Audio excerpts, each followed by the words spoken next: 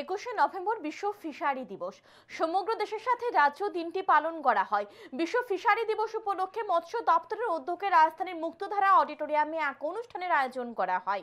অনুষ্ঠানের সূচনা করেন মৎস্য দপ্তরের মন্ত্রী সুধাংশু দাস। উপস্থিত ছিলেন বিধায়িকা মীনারানী সরকার, পশ্চিম ত্রিপুরা জেলা পরিষদের ভারপ্রাপ্ত সভাধিপতি সহ অন্যান্যরা। মন্ত্রী সুধাংশু দাস জানান, ত্রিপুরা রাজ্যের 98% মানুষ মাছ খায়। স্বাভাবিকভাবেই মাছের চাহিদা রাজ্যে অনেক বেশি। রাজ্যে মাছের চাহিদা অনুযায়ী উৎপাদনে অনেক ঘাটতি রয়েছে। আগামী দিনে কিভাবে রাজ্যে মাছের চাহিদা পূরণ করা যায় সেদিকে গুরুত্ব দিয়ে কাজ করে যাচ্ছে সরকার ও মৎস্য দপ্তর।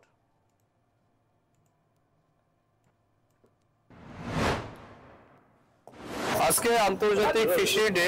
আমি প্রথমেই আমাদের রাজ্যের সমস্ত ফিশ ফার্মার যারা আছেন, মৎস্যজীবী বা মৎস্য চাষী যারা আছেন, তাদেরকে আন্তরিক শুভেচ্ছা অভিনন্দন জানাচ্ছি।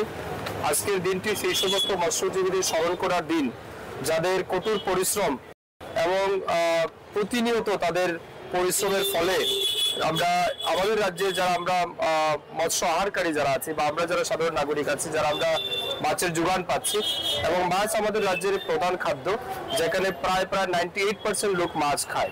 তো স্বাভাবিক কারণে আমাদের রাজ্যে মাছের ডিমান্ড অনেক বেশি।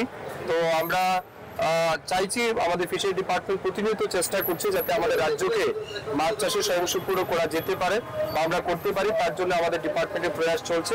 এখনো আমরা 100% অ্যাচিভ করতে পারিনি, তবে সর্বোচ্চ চেষ্টা চলছে। আমার বিশ্বাস আগামী কিছুদিনের মধ্যে হয়তো আমরা রাজ্যকে স্বয়ংসম্পূর্ণ করতে পারবো।